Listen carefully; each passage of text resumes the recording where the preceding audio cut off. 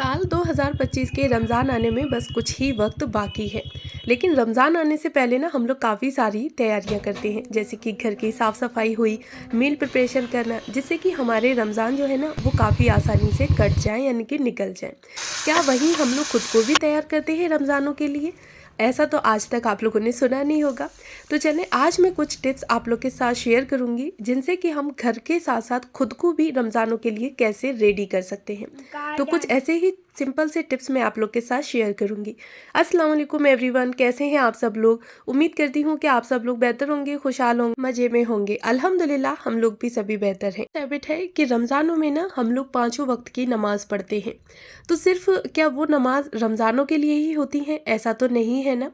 कैसे भी हाल हो, यानी कि हर हाल में नमाज जो है वो हम लोगों पे फ़र्ज़ है, और क़यामत के रोज़ ना हम लोगों से पहला सवाल नमाज का ही होगा। तो मैं कहूँगी कि आप लोग पहले से ही नमाज़ पढ़ने की आदत लेकर आएँ।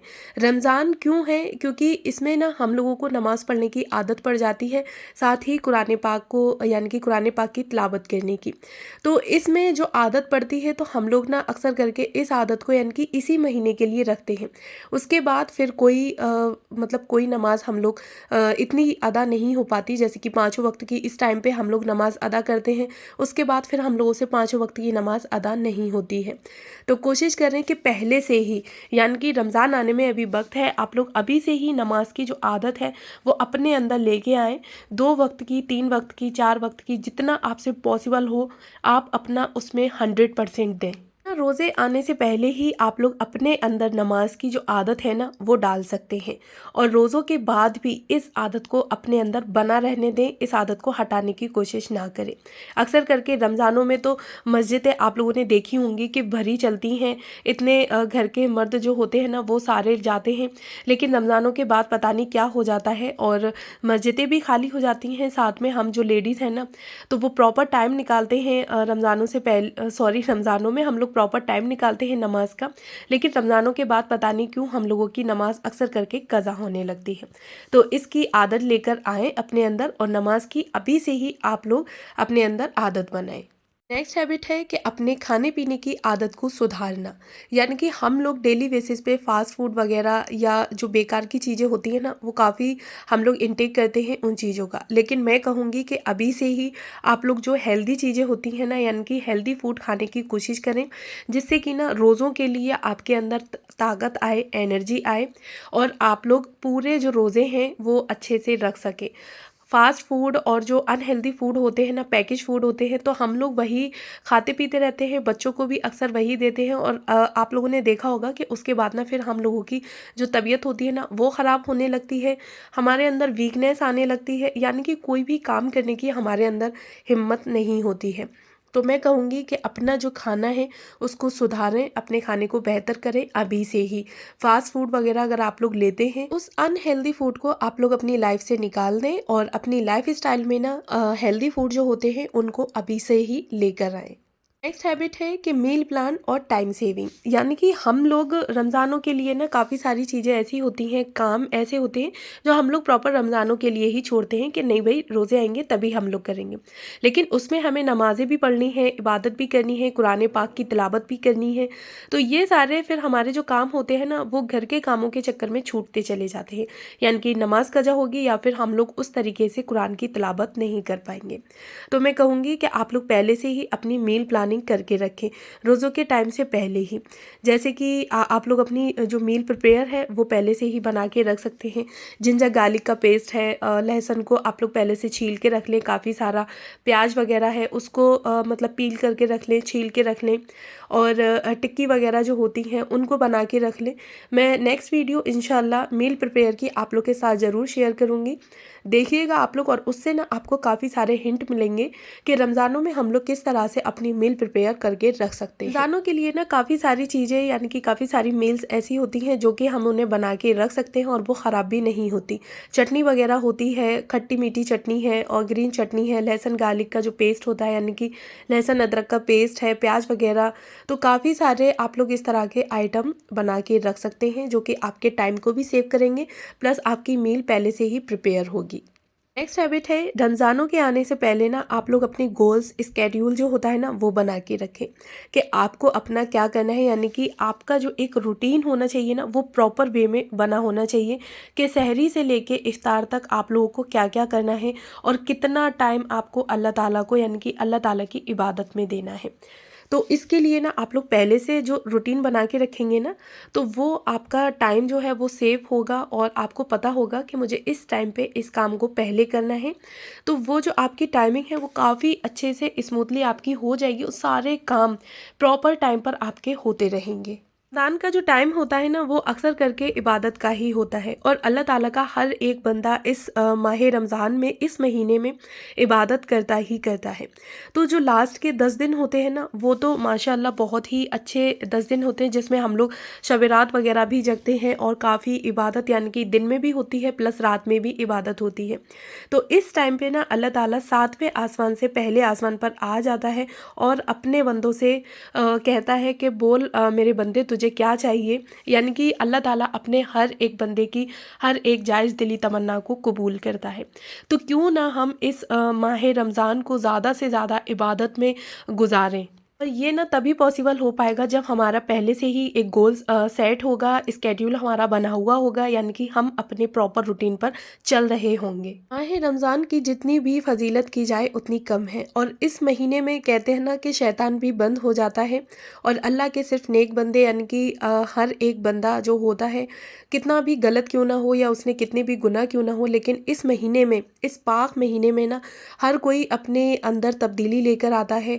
रोज़े रखना, नमाज़ पढ़ना, कुरान पढ़ना, यानी कि जितना उसका वक्त होता है ना वो ज़्यादा से ज़्यादा अपना वक्त जो होता है वो प्रेयर में, कुरान पाक की तिलावत करने में अपना टाइम स्पेंड करता है।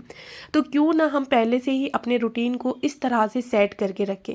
मर्द हजरात तो ये सारी चीज़ें कर लेते हैं लेकिन अक्सर करके हम लोगों के यानी कि हम जितनी भी हाउस वाइफ होती हैं ना हम लोगों के सामने ये प्रॉब्लम आती है कि बच्चे भी देखने हैं, घर के काम को भी मैनेज करना है, साथ ही सहरी है, अफ्तारी भी बनानी है, सहरी भी बनानी है, फिर रोज़े रखने हैं। तो उसमें ना हम लोगों की जो इबादत होती है वो थोड़ी सी कम रह जाती है। लेकिन वहीं अगर हम लोग इस चीज़ से बचने के लिए पहले से ही अपनी जो प्री प्लानिंग होती है ना वो करके रखते हैं, रूटीन अपना सेट करके रखते हैं, तो यकीन माने कि हमें कहीं भी दिक्कत नहीं आती और हमारे रोज़े बड़ी आसानी से निकलते चले जाते हैं। साथ ही हर एक काम हमारे प्रॉपर टाइम पे होते रहते हैं। हम लोग अपना फुल जो टाइम होता है ना जितना हम लोगों को लगता है कि हाँ मुझे इबादत में देना चाहिए था उतना हम लोग दे देते हैं। प्लस अल्लाह ताला भी हमसे इतना खुश होता है और लास्ट के जो 10 रोज़े हैं तो उनकी तो जितनी फजीलत की जाए उतनी कम है। हर एक रोज़े के बाद यानी कि 21वां, 23वां और 25वां, 27वां, 29वां ये 5 सब होती हैं जिनमें कि हम लोग जगते हैं और अपनी जो दुआ मांगते हैं। तो कहते हैं ना कि अल्लाह ताला इन लास्ट के जो 10 रोज़ों में ना अपना ख़जाना होता है ना यानी कि जन्नत के दरवाजे और अपना जो ख़जाना है वो एकदम से पूरा खुला छोड़ देता है कि बस आओ मेरे बंदो, जो तुम्हें चाहिए वो यहाँ से जो मन चाहे वो लेके अपनी मर्ज़ी से जा सकते हो। तो जब अल्लाह ताला हमें इतनी छूट दे रहा है तो क्यों ना हम उस मौके को भरपूर यानी कि उस मौके का भरपूर फ़ायदा लें। ये तभी पॉसिबल हो सकेगा यानी कि उस मौके का भरपूर फ़ायदा हम तभी उठा पाएंगे जब हर एक चीज़ हमारे प्रॉपर तरीके से होगी और जो चीज़ हमने सोच के रखी होगी, अपना एक प्री प्लान बना के रखा होगा और उस पे हम लोग चल रहे होंगे। घर की साफ़ सफाई भी उतनी ही ज़रूरी है रमज़ानों से पहले और साथ ही ख़ुद को रेडी करना भी ज़रूरी है। पिछला ब्लॉग मैंने प्री रमज़ान प्रिपरेशन 2025 बनाया था और माशाल्लाह से उस ब्लॉग को आप लोगों ने बहुत ज़्यादा प्यार भी दिया है। तो मैंने आप लोगों से कहा था कि मैं काफ़ी सारे प्री रमज़ान प्रिपरेशन की वीडियो आप लोगों के साथ शेयर करती रहूँगी। तो ये मेरी सेकंड वीडियो है कि जिसमें हमने घर को तो रेडी कर लिया लेकिन घर के साथ साथ हमें खुद को भी रेडी करना है और ख़ुद को हम रमज़ानों से पहले किस तरह से रेडी कर सकते हैं, कौन कौन सी हैबिट्स हम लोग अपने अंदर लेके आ सकते हैं जिससे कि हमारे जो रमज़ान है ना यानी कि जो रोज़े हैं वो बहुत ही आसानी से हो जाए पूरे यानी कि निकल जाए ना। माशाल्लाह से माह रमज़ान की हर एक शख्स को बहुत ज़्यादा खुशी होती है और मुझे तो बहुत ज़्यादा खुशी होती है और पहले से ही मेरी तैयारियां स्टार्ट हो जाती हैं यानी कि 1 महीने पहले से ही घर की साफ़ सफाई करना, खुद के अंदर भी थोड़े बहुत चेंजेस लेके आना और लास्ट का जो वीक होता है उसमें मैं प्री जो मील होती है ना, यानी कि मील की तैयारी कर लेती हूँ, तो जो कि मुझे रमज़ानों में दिक्कत ना आए बिल्कुल भी। अच्छा जी, अब चलते हैं अपनी नेक्स्ट हैबिट की तरफ। वो ये है कि ना रमज़ानों में अक्सर करके हमारा टाइम ज़्यादातर कुरान पाक पढ़ने में जाता है, यानी कि कुरान पाक की तिलावत करने में।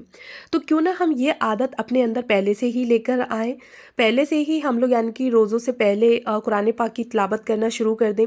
हमसे जो भी गलती है ज़बर ज़ेर की, अल्लाह माफ़ करे। क्यों ना हम उस गलती को पहले से ही सुधारने की कोशिश करें, अच्छे से तर्जुमा जो होता है वो पढ़ें और कुरान पाक की तिलावत करना पहले से ही शुरू कर दें।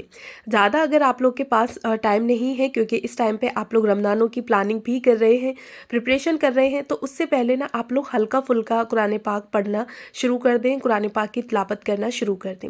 जो टाइम आपको ठीक लगे अपने मुताबिक, वो कोई भी हो सकता है, सुबह का ले लें, जोहर के बाद, या फिर असर, मगरिब, इशा, जो टाइम आपको अच्छा लगे, सुबह, दोपहर, शाम, जब भी आपको ठीक लगे, तो 2 सफ़ा 3 सफ़ा कुरान पाक की तिलावत करें, अच्छे से तर्जमे के साथ, ज़बर ज़ेर धीरे धीरे पढ़ें, जिससे कि आपसे कोई भी गलती ना हो। और जब आप लोग कुरान पढ़ती रहेंगी, जब आपकी आदत में आ जाएगा ना, तो रमज़ानों में आपके लिए काफ़ी इजी रहेगा। और आप लोगों ने देखा होगा कि जब हम लोग डेली बेसिस पर ही कुरान पाक की तिलावत करते हैं, तो हमारी जो स्पीड होती है ना, वो काफ़ी बेहतर हो जाती है, यानी कि हमारी स्पीड सुधर जाती है, अच्छी हो जाती है।